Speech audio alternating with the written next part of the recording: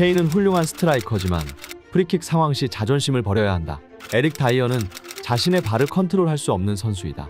최근 카타르 월드컵 때문에 잠시 모든 리그는 강제로 휴식기를 가져야만 했습니다. 월드컵이 끝나자마자 선수들은 자신의 소속팀으로 돌아가 쉴 틈 없이 다시 재개되는 리그를 위해 무리한 일정을 소화해야만 했습니다. 손흥민 선수 역시 카타르 월드컵 일정이 끝나자마자 한국으로 귀국하여 잠시 시간을 보낸 뒤 곧 재개될 EPL 17라운드에서 만나게 될 브렌트포드전을 위해 빠르게 소속팀으로 복귀해야만 했습니다. 하지만 무리한 리그 일정과 월드컵까지 이어지는 강행군으로 많은 선수들은 부상이라는 악재를 겪어야 했습니다.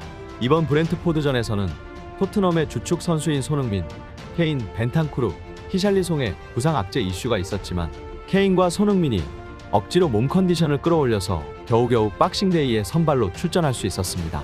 하지만 손흥민과 케인이 컨디션을 억지로 끌어올리면서까지 출전하였는데도 불구하고 토트넘의 수비 라인과 중원의 패스 연결은 여전히 물과 기름처럼 섞이지 못하는 모습을 보였습니다. 브렌트포드전 경기 시작 14분 만에 토트넘은 선제골을 내주며 토트넘은 과거와 비슷한 양상으로 경기를 진행했습니다. 그 후 전반 42분경 비수마의 치명적인 턴오버로 브렌트포드에게 두 번째 골을 내줄 뻔했지만 주심의 오프사이드 판정으로 토트넘은 겨우 위기를 넘길 수 있었습니다. 하지만 이러한 위기 속에서도 토트넘의 공격 전개를 책임진 선수는 역시 손흥민 선수였습니다.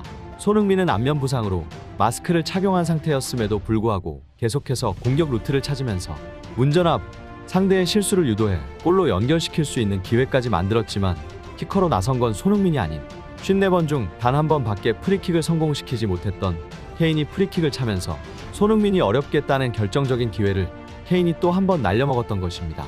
하지만 후반전 토트넘의 골칫덩이 다이어는 후방에서 볼 처리를 잘못하면서 코너킥 기회를 만들어 주었고 다이어의 크리스마스 선물 같은 기회를 놓치지 않은 브렌트포드가 두 번째 골을 때려넣자 해당 장면을 본 영국의 BBC는 다이어는 자신의 다리를 스스로 통제할 수 없는 것 같아 보인다라며 다이어의 실책 장면에 대해 거센 비난을 가했습니다. 하지만 토트넘의 미스터 토트넘 케인이 후반 64분에 헤더로 골을 넣자 기세가 되살아났고 6분 뒤 호이비에르가 추가골을 터뜨리며 토트넘은 겨우 동점까지 따라붙은 상황. 그렇게 토트넘의 모든 선수들은 혼신을 다해서 공격 전개를 시도하지만 브렌트포드에게 크리스마스 선물을 선사한 다이어는 해당 장면에서 이상한 곳으로 크로스를 올리는 어이없는 실수를 하면서 토트넘의 좋은 흐름을 툭툭 끊어놓으며 결국 경기는 무승부로 마무리되었습니다.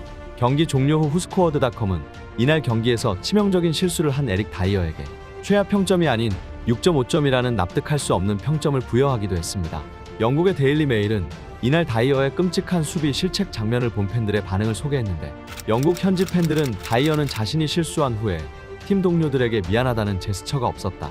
에릭 다이어의 실책 장면은 매경기 자동 제조되기 때문에 다이어가 출전하는 경기는 토트넘의 제한이다.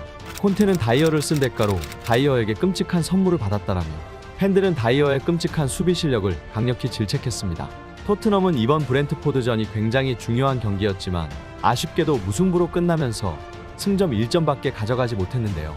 이번 브렌트포드전은 월드컵 부상자로 인해 많은 선수들이 참가하지 못했지만 부상자들이 조속히 회복해 다음 아스톤 빌라전에서는 토트넘의 완전체로 싸웠으면 하는 바람입니다. 영상 끝까지 시청해주셔서 감사합니다. 이상 타이탄스였습니다.